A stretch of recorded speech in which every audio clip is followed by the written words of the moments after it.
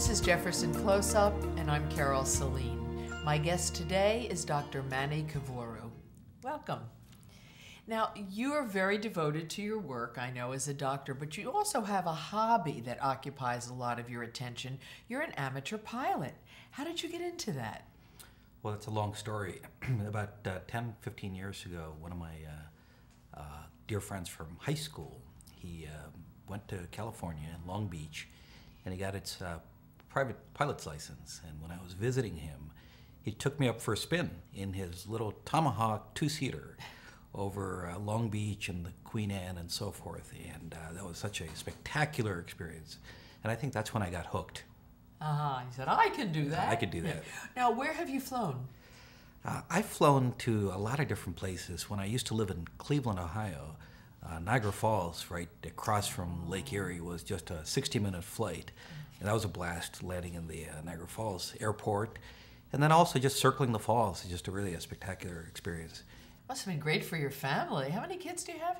We have 2 kids, and they were little kids when I first got into it.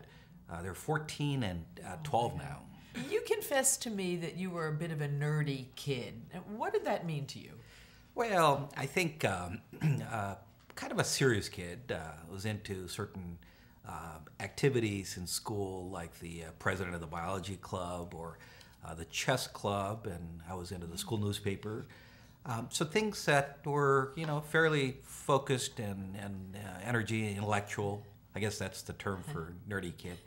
Now, you are a lung specialist, a pulmonologist, and I was curious, did you always want to be a doctor? You talked about the science and the biology.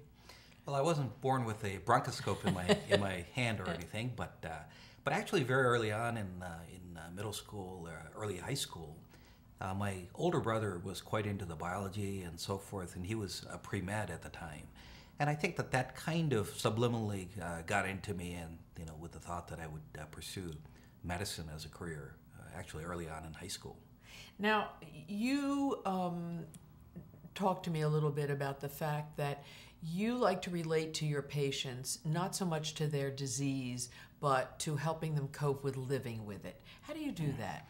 Well, a lot of the data and clinical trials are based on very objective outcome measures, breathing measurements, for example. But you know what? Patients don't know what their breathing measurements are. They know how they feel. They know what how much activity they can do. So the impact of a disease on day-to-day life, I think, is really what I try to zone in on a little bit. And is that more difficult for patients with lung disease because every breath is a problem? Yeah, sure, it sure is. And most diseases that affect the lungs affect their ability to walk and do physical activities. And when you limit that, it has a profound effect on how they perceive themselves. So you're a little bit of a psychologist as well as a pulmonologist. Yeah, that's true. Well, thanks for joining us. It's my pleasure.